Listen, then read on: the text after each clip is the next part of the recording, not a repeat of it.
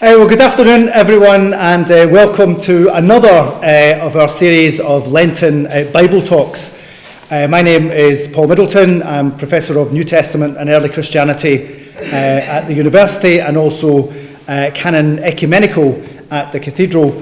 And it is my duty, it's fallen to me from Professor Loveday Alexander, who did it for many years, to organise these Lenten Bible Talks. And this year, I thought we would focus on the figure of Jesus, but Jesus outside of the Gospels. We're used to hearing the story, particularly at Passion Week and Passiontide, about Jesus' death and resurrection. Of course, throughout the year, we hear the Gospel readings of what Jesus said and did. But I thought this year we would look at Jesus outside of the Gospels. So some books of the Bible, so Acts of the Apostles later on, and Revelation next week, but also even outside of that tradition. So today I'll be talking about Jesus in some of the non-canonical Gospels, but we'll also have William Horbury talk about Jesus in early Christian controversies, and Philip Alexander will be talking about Jesus in Islam at the end of the series. So, of course, the figure of Jesus is central to our faith, his teaching, his miracles, his death and resurrection. And the four Gospels offer us overlapping stories. But because we often heard them read in church through the lectionary, we sometimes maybe don't get the sense that they are four quite distinct portraits.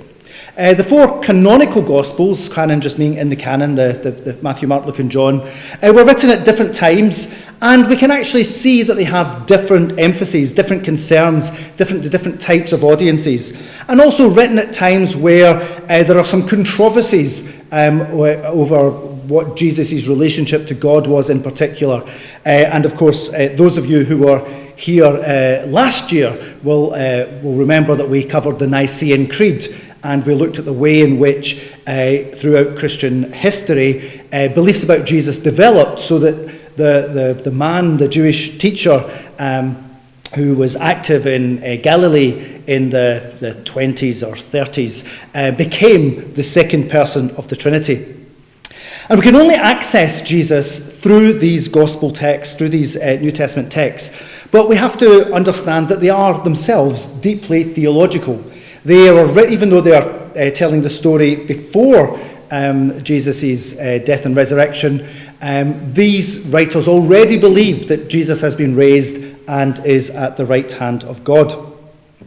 So the Nicene Creed there, which I've just produced some of it there, which makes these grand claims about what Jesus did. Very little about his life, of course. He came down, born of the Virgin Mary, suffered under Pontius Pilate, then was raised and sits at the right hand of God, where he will come to judge the living and the dead. So whatever the man from Nazareth thought, whatever he said, what he did, what he thought about himself, by the early 4th century, he had become the second person of the Trinity, consubstantial with God. And it seems to me that most Christian heresies, I think I said this last year, most Christian heresies come from trying to explain precisely the relationship between Jesus and God. Maybe people shouldn't try and just basically recite the words that are there. But as a New Testament scholar, I can say with absolute certainty that none of the New Testament authors thought that Jesus was the second person of the Trinity. They just simply didn't think that. They thought he was more than a man, but not this kind of elevated way in which later Christian writers would think about him and indeed would become orthodoxy. But their writings are responsible for that development. So each of our gospel portraits, and I think this is important and one of the reasons for looking at non-canonical Gospels. Each of our Gospels are portraits, and in some sense we get a constructed Jesus. So sometimes you'll hear preachers talk about Mark's Jesus or Matthew's Jesus. So it's got that kind of qualifier that the Jesus in Matthew is quite different from the Jesus in Mark, and very different from the Jesus in John. But we all tend to operate with different pictures of Jesus in our minds, and even when we hear our lessons on Sunday and even preach, we kind of bring all of these Gospels together. So I think sometimes it's helpful to just look again with fresh eyes at these texts.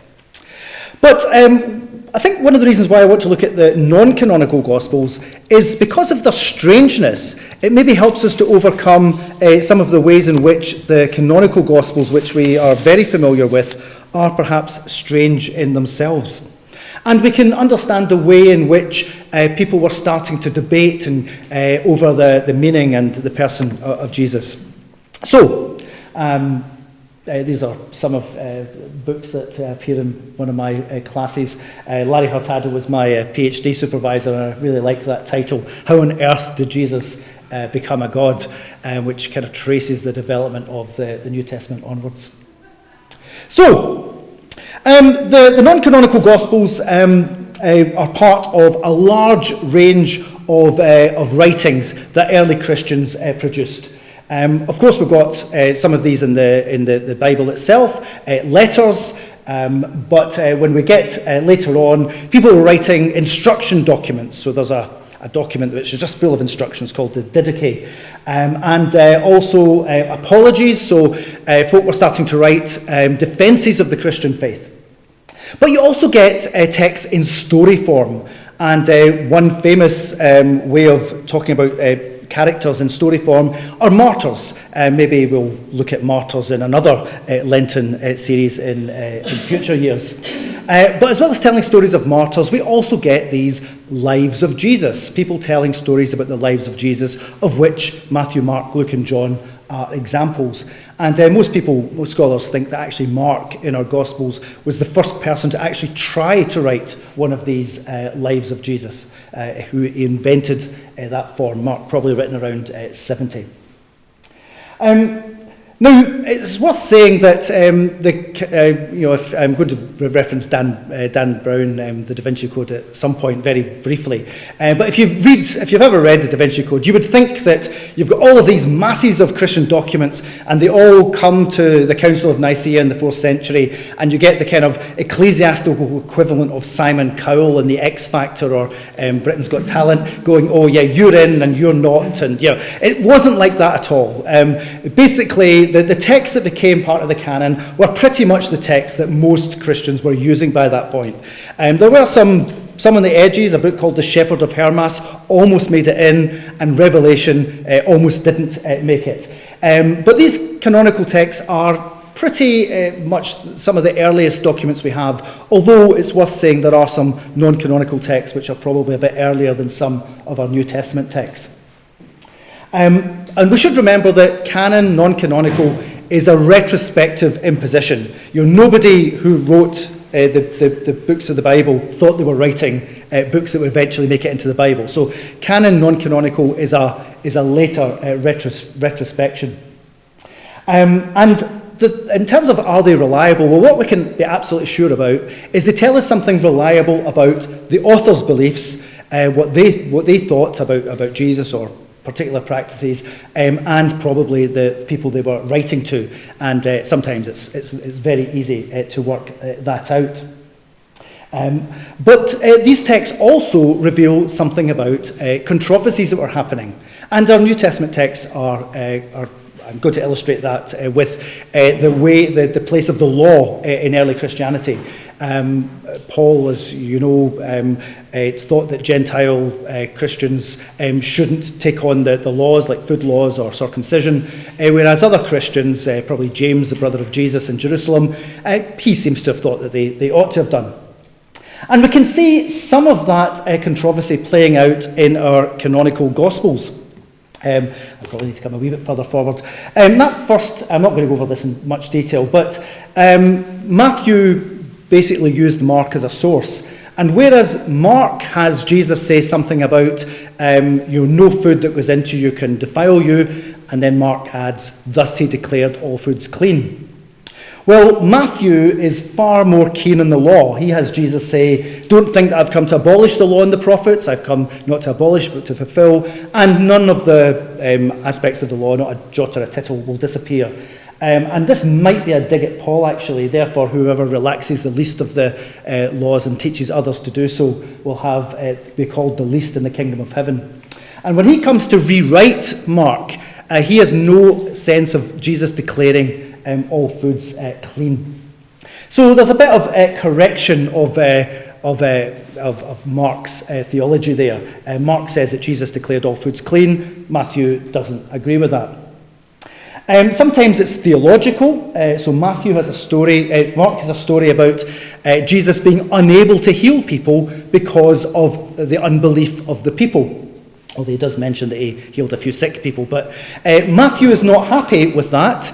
And he says, it's not that he couldn't do it, he chose not to do it because of their lack of belief. So again, a very subtle change, but again, you can see some of these controversies. Now, one fierce controversy in the early church was whether Gentiles ought to be circumcised if they became Christians, because at this time, Christianity was just a movement within Judaism.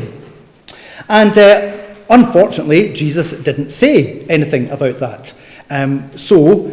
What later tradition did was it said, well, what would Jesus have said had he addressed it? And we get a saying in the Gospel of Thomas where his disciples ask a question which people were asking in the early church, is circumcision of any benefit or not?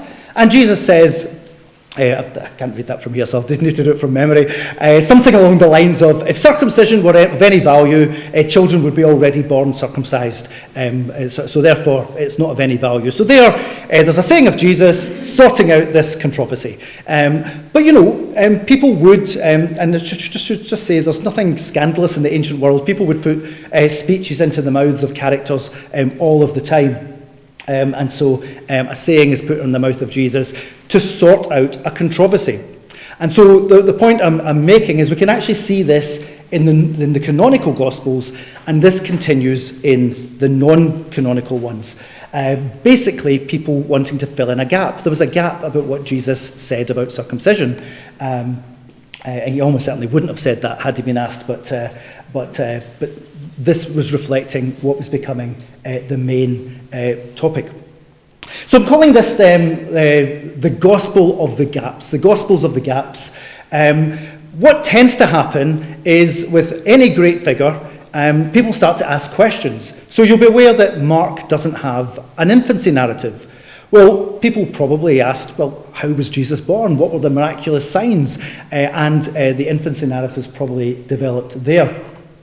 But Paul, even going further back, the first author of text in the New Testament, just more or less ignores the life of Jesus altogether. So very little about his teaching, very little about his miracles. Basically, all Paul is interested in was he was born, he was crucified, and resurrected. There's some hints elsewhere, but for Paul, that's the significance of Jesus. But the Gospels started to circulate. They started to collect sources. People would have been talking about what Jesus said, what he did, and these get collected, and Mark writes his Gospel.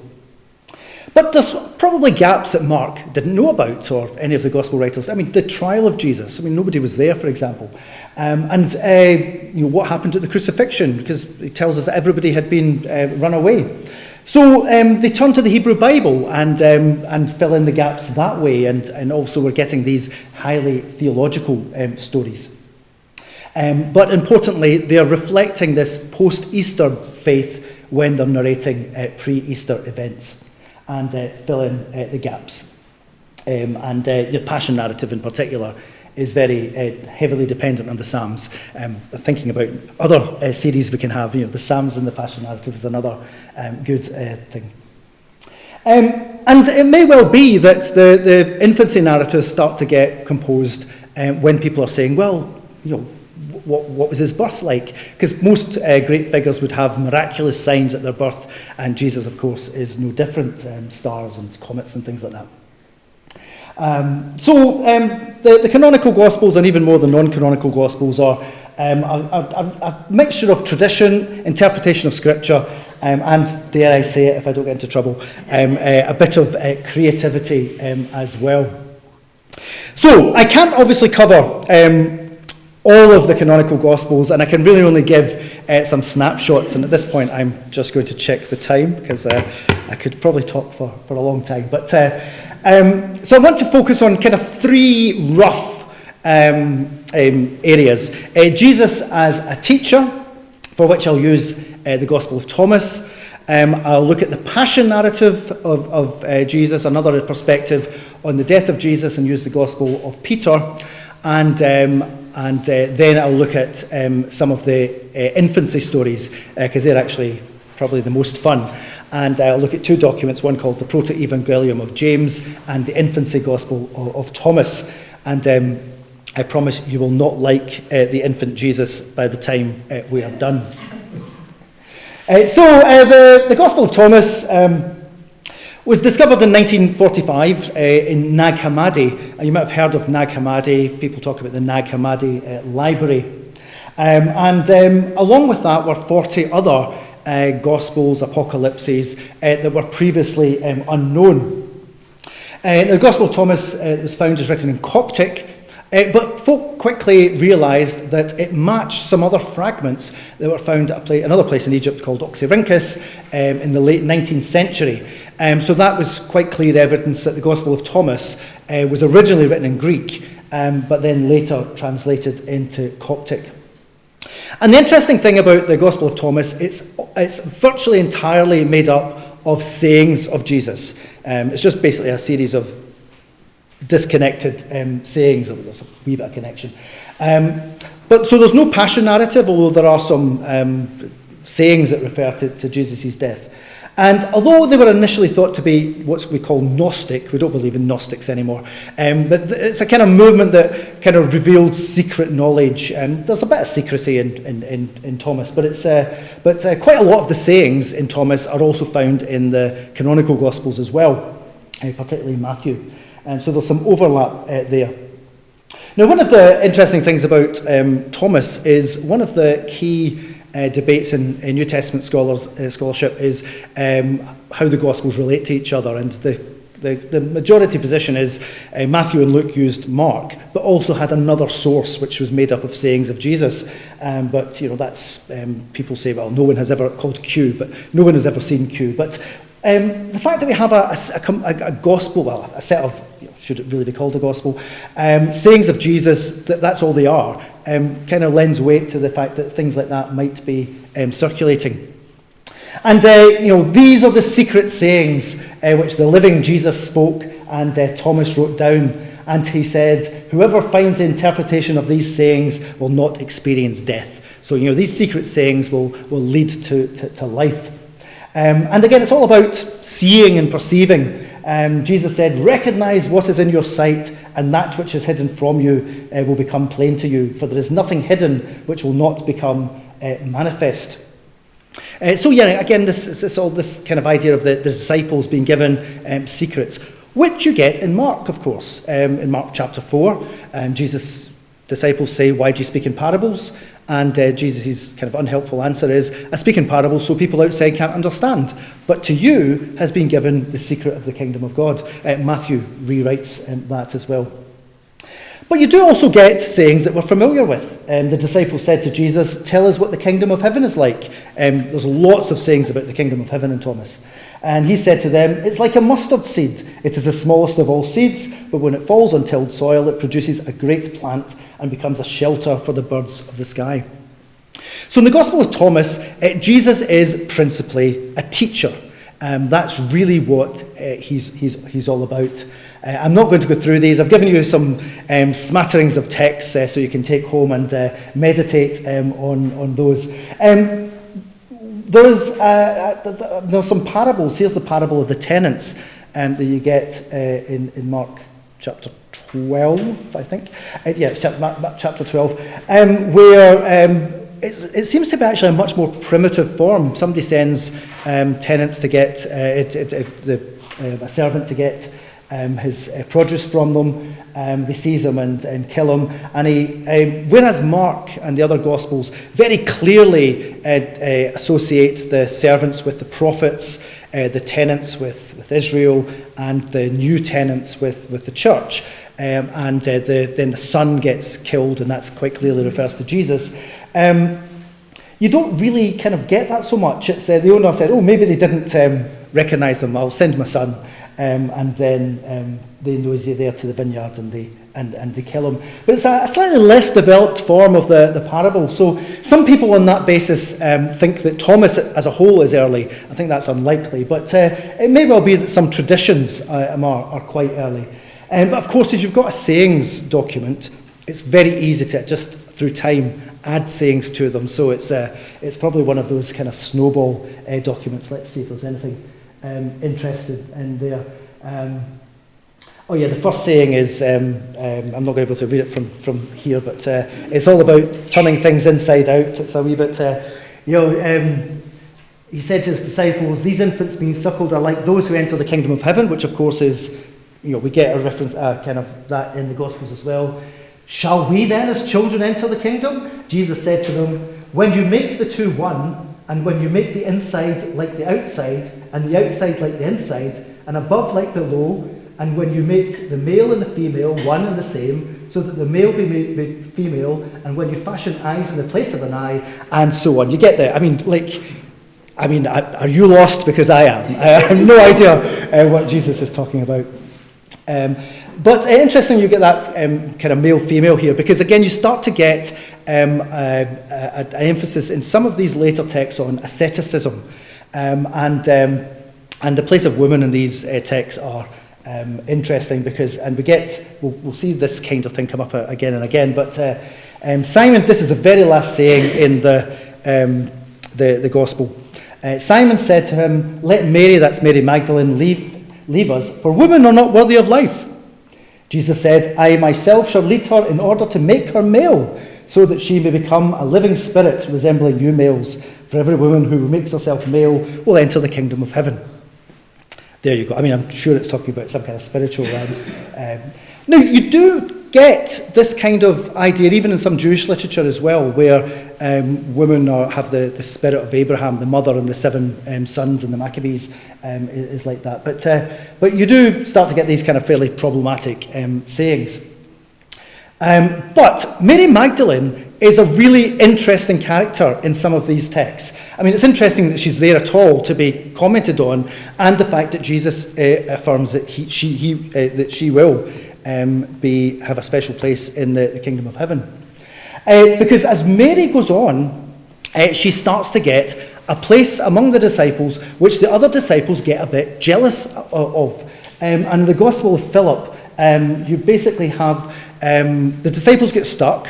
I'm not going to read it, but the disciples get stuck. Mary has a vision and then says, "No, I'm going to explain it to you all." And then Peter and one of the other disciples basically says, "Did you really get a vision? We don't believe you, and she starts to cry. And then Levi basically says, "Peter, you've always been hot-tempered. Now I see you contending against the woman like the adversaries. But if the Saviour made her worthy, who are you to reject her? Surely the Saviour knows her well, and that's why he loved her more than us." And you start to get this theme quite a lot. And Dan Brown quotes, basically, they go into the Vatican and they pull out the Gospel of Philip. And Dan Brown makes it look as if this is a document that's being hidden. And then, of course, he unfolds this thesis that Mary was married to Jesus. Mary Magdalene was loved by more than other disciples, and he used to kiss her often on the mouth. Now, there's a kind of smear going on here. Christians did used to kiss each other, the holy kiss that you get in 1 Thessalonians. But, "Why do you love her more than all of us?" He whined, it's almost like. And the Saviour answered, "Why do I not love you like her? When a blind man and one sees together in darkness, they're no different from one another. But when the light comes, then he who sees will see the light, whereas the one who are blind remains in darkness." It's not obvious to me how that answers that question. But again, we've got all this stuff about light and darkness and seeing and not seeing. But there was a controversy a few years ago with a so-called Gospel of Jesus, his wife, where there was a text which seemed to say, "And my wife," Jesus said, but that turned out to be a forgery. But, we've still got quite a lot of interesting stuff to go on with here. So Jesus in the non-canonical Gospels, we need to remember that these are constructions that are reflecting some of the times that are written. They have some strange elements, but again, it's as some parts of Christianity become quite esoteric, you get these later theological reflections. And these stories are always placed into the needs of the new age.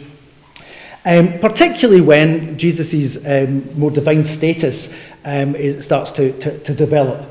And things like, well, what would it mean for, again, God to submit to trial and stuff like that. The Gospel of Peter, which I'm going to show you in a minute, is not as developed as some. So, for example, in the Acts of Pilate, when Jesus walks in for trial, all the Roman banners bow down, and Pilate's place, like Mary Magdalene's place, becomes quite interesting in these later texts. Pilate actually becomes a saint in the Eastern Church, and you start to see what you also see in the Gospels, where Pilate's role in the death of Jesus is really minimised, and the responsibility put more on the Jews, and you see that in the Gospel of Peter. You get fragments of later traditions, which I think my slides are a bit in the wrong order here, because I'm heading my head. The little donkey, I've got a student working on the infancy narratives. Little donkey on the dusty road. There is no donkey in the Gospel stories, but there is in some of the non-canonical Gospels.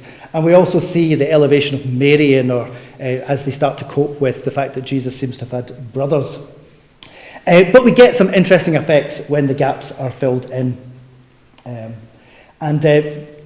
I think the purpose of doing this is when we see how strange some of these other Gospels are and what they're up to, it maybe helps us to look with fresh eyes on the canonical Gospels and maybe think, oh, yeah, maybe that's why that story is there. In the Gospel of Peter, we get, people might have asked, well, how was Jesus resurrected? What were the kind of mechanics of it? And that's exactly what Peter gives us. So we get a moment of the description of the resurrection. The Gospel basically starts with Pilate storming off because somebody else hasn't washed their hands, obviously based on the Matthew story. And Pilate's role is really downplayed. It's the Jews that actually lead Jesus to the place of crucifixion and mock him and say, judge Israel. You also get the beginnings of the harrowing of hell tradition. You get something like that in 1 Peter, which I think I've quoted. After being made alive, he went and made a proclamation to the imprisoned spirits. Well, in the Gospel of Peter, you actually get a description. So, in the night in which the Lord's day dawned, when the soldiers were safeguarding it 2 by 2 in every watch, so there's quite a lot of soldiers. They're tense, and some of them are sleeping, and then 2 people come out. So it's even greater than you get in Matthew's Gospel. They saw that the heavens were opened, and that 2 males had much radiance had come down there and come near the sepulchre. But the stone which had been thrust against the door, having rolled itself, went a distance off by the side, and the sepulchre opened, and both the young men entered. And so those soldiers, having seen, awakened the centurion and the elders. So not only is there Roman soldiers, there's now Jewish elders there to witness the resurrection, again emphasising the role of the Jews. And while they were relating what they'd seen, they saw 3 males who, having come out of the sepulchre, with 2 supporting the other one, and a cross following them. So you've got a cross coming out. And the head of the 2 reaching unto heaven, but the one being led out by a band going beyond the heavens. So the 2 angels, their heads go to the heaven, but Jesus, who's being supported, his head goes even further up. So there's a kind of change in character here. And they were hearing a voice from the heaven saying, "Have you made proclamation to the fallen asleep, the people that are dead?" And the obeisance was heard from the cross saying, "Yes." So again, you've got this idea of the harrowing of hell, where Jesus goes to the imprisoned spirits that you've got a hint of in 1 Peter being developed. This becomes much more clear in, I think I have put it, where harrowing hell? The Gospel of Nicodemus, the Gospel of Nicodemus. I think you get a description of it. So it's you get to see again. It's not a particularly developed story, but you actually get a picture of the resurrection, which again fills in that gap.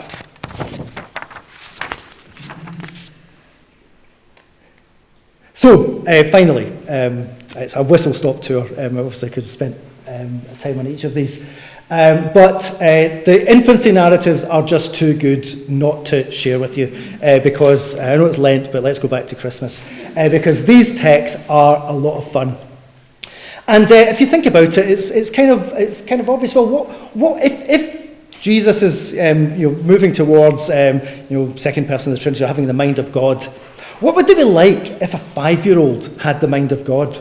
And actually, what would it even be like for a baby to have the mind of God? When can they start to think?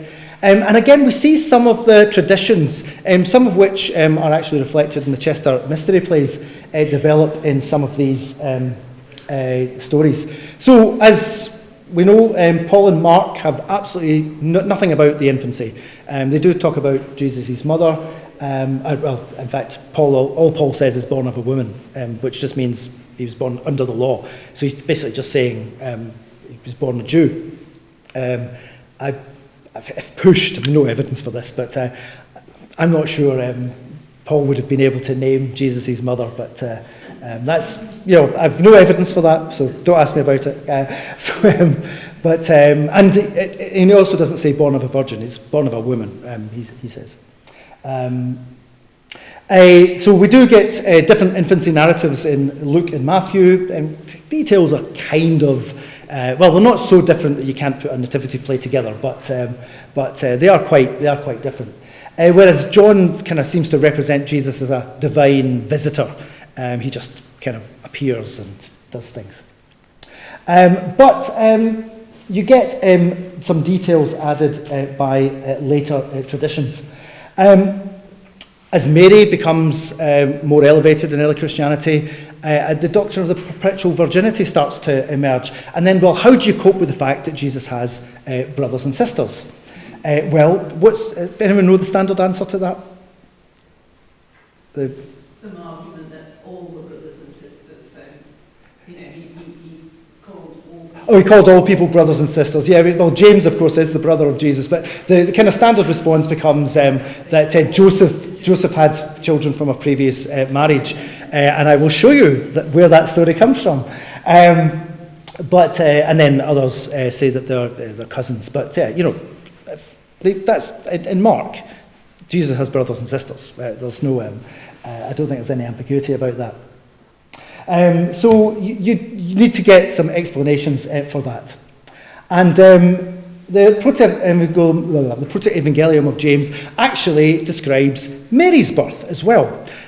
So basically, it just looks like an Old Testament miracle story.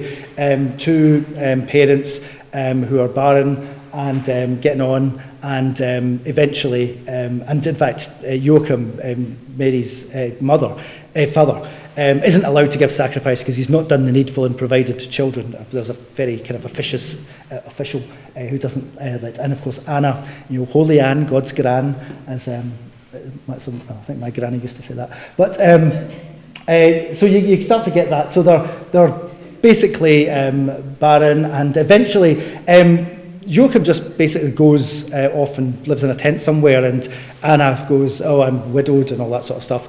And then both of them get a dream to say, "Oh, you've conceived." So it's not actually clear how that happened, but it just does. Mary is sent to the temple. They were going to do it when she was 2, but they decide to keep her another year so that she won't miss her.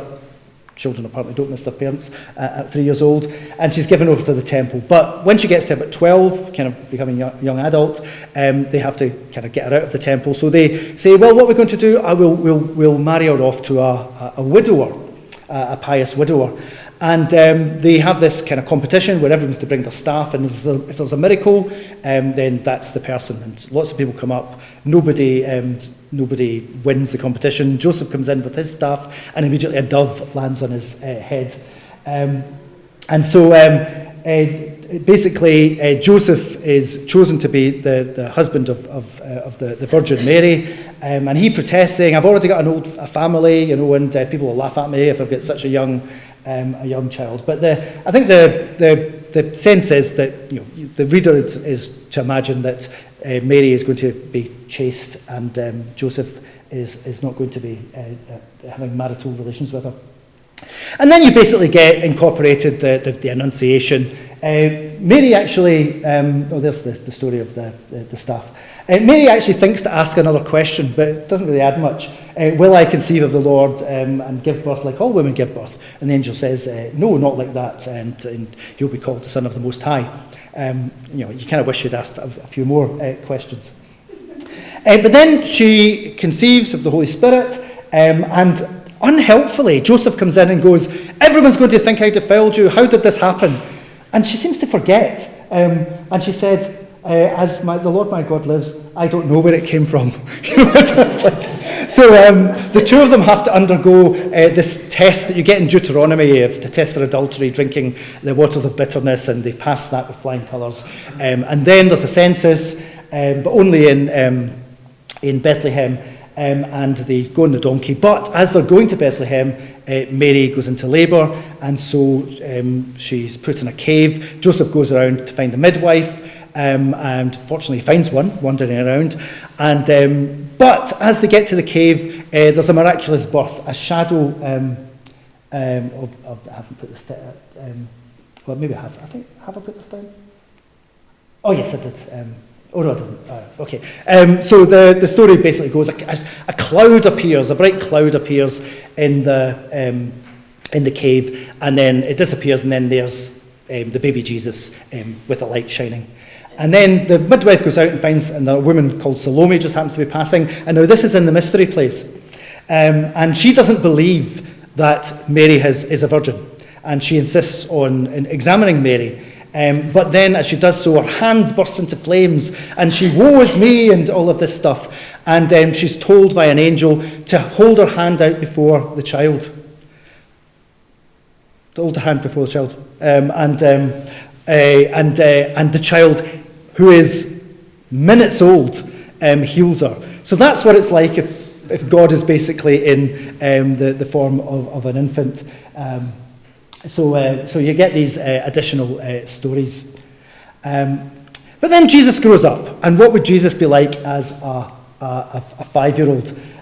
So the infancy gospel of Thomas adds this theme. Now, I think Jesus in the temple, age 12, is a similar kind of story in Luke. That's a kind of, if you remember that, he gets lost. And incidentally, this is the last story that's narrated in the infancy gospel of Thomas. And I think that's filling in that kind of gap where the 12-year-old Jesus understands that he's in his Father's house and is teaching the people of the law. So I think I might just read some of these because it's quite fun. So after a few days passed, Jesus basically goes around killing people just because if he annoys them. After a few days passed, Jesus was on a roof of a house, and one of the children playing with him died after falling from the roof.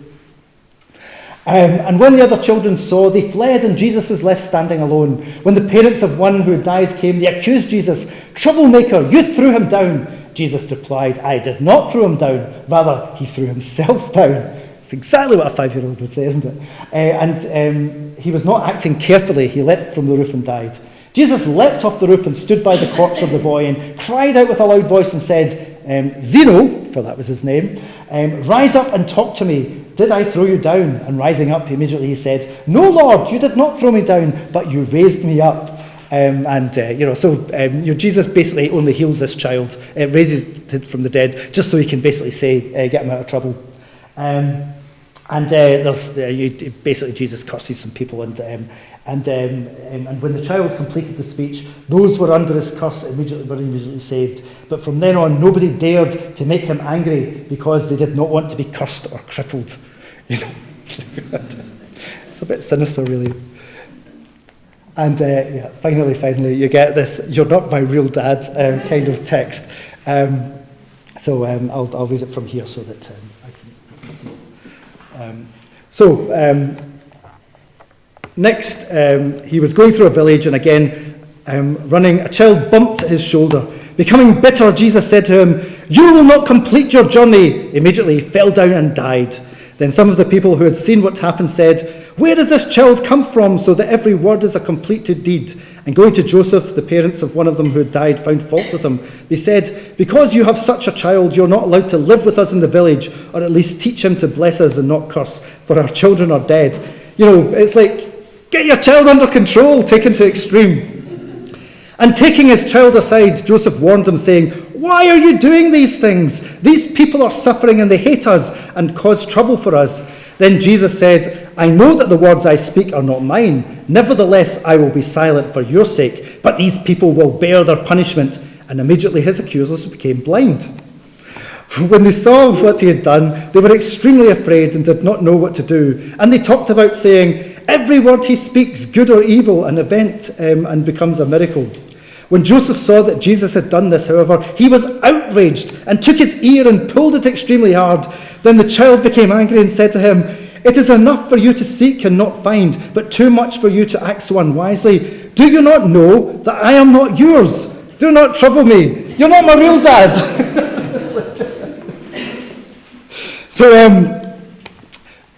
there is a kind of, if a toddler did have superpowers, which is exactly what goes on here. So, in conclusion then, all the lives of Jesus, all the lives and the narrations, of course, and the portraits are, of course, constructions. This Jesus as a toddler is an act of imagination about what would it be like if every impulse that a godchild had was enacted, it's quite an honest portrayal. He heals some people, but not others, or raises them. But if these have strange elements, they are a result of theological reflection, which reflects either the new needs of a new age, or indeed the new questions that are arising, that thinking about what theologically it means for Jesus to be an infant or a child. The trial and death stories start to reflect more on Jesus' divine status. Obviously, you actually start to get texts where Jesus doesn't even die. It's not Jesus that's crucified. It's Simon of Cyrene who miraculously starts to look like Jesus, and he's crucified. And there's a gospel story where Jesus is in heaven watching this and laughs. He kind of finds this funny, and of course, actually, the kind of Quran story, it's either Simon or Judas that gets crucified instead. But the gaps are filled in with interesting effects. And I would suggest, again, just the unfamiliarity of these stories might actually help us to just cast a more critical eye on the gospel stories which are so familiar to us, to think, well, what is actually going on here? What are the assumptions which maybe we have just perhaps overlooked here? And all of these things, including the canonical Gospels, we've got the role of experience, the role of the needs of the readers, the theology of the time, which go up to make these portraits of Jesus. Some fun, more than others perhaps. And I hope looking at these non-canonical Gospel stories has at least made us smile, if nothing else. Thank you.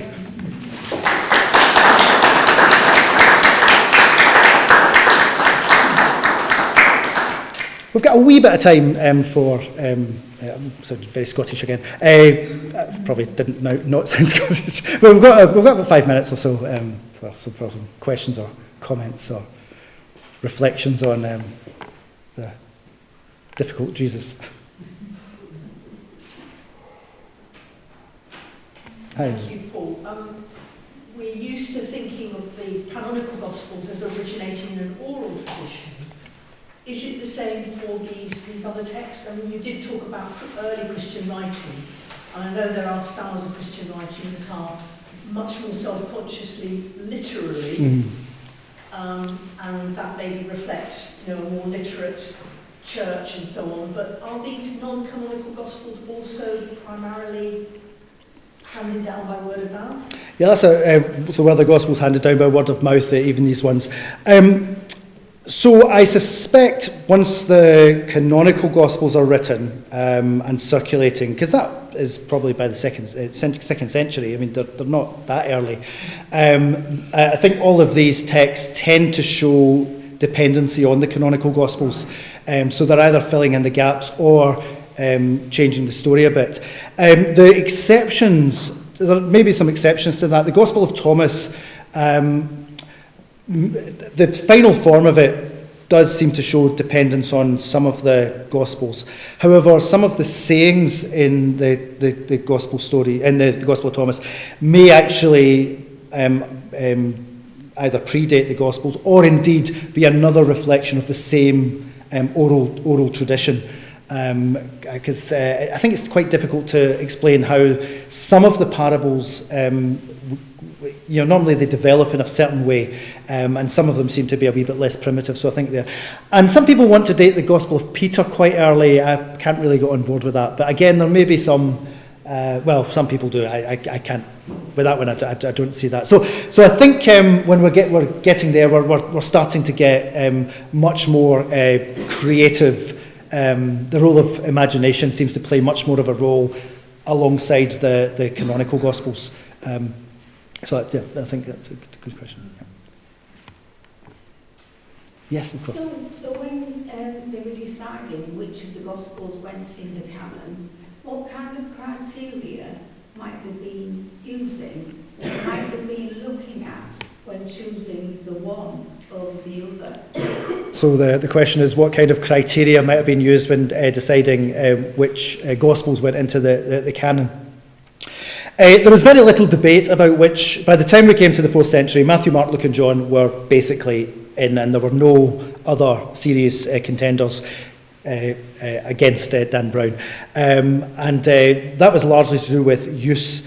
But the main criterion was association with an apostle. So Matthew and... Now, remember, none of the Gospels they're all anonymous. None of them says this is Matthew writing or this is John writing.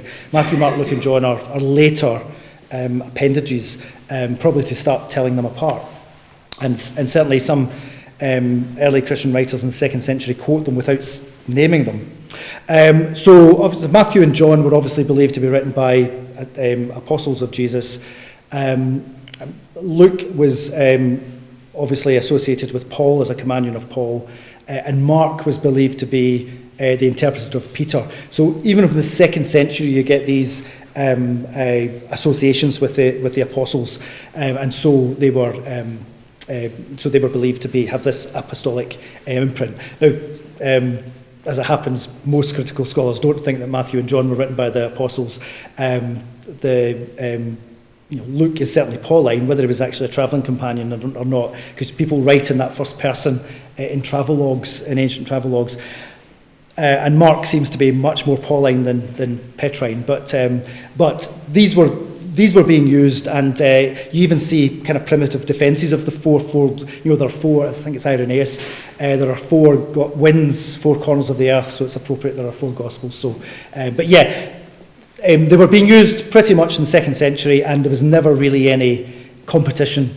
You do get other documents, though. I should say that people were reading other stuff, and you find canonical Gospels stitched in the same codex, same book, with some of these kind of fantasy stuff. So it seems that Christians kind of enjoyed reading some of these texts, but in terms of their canonical status, I don't think it's there's really a case for any other Gospels to be included. And I hear the bell, so unless it's a very, very... It's 1:59 on my watch, so if there's a very quick question, you can have it, but I can hear the bells, which is from a musical, which has escaped me. Set in Baltimore. It's like the dancer. Hairspray, yes, well done.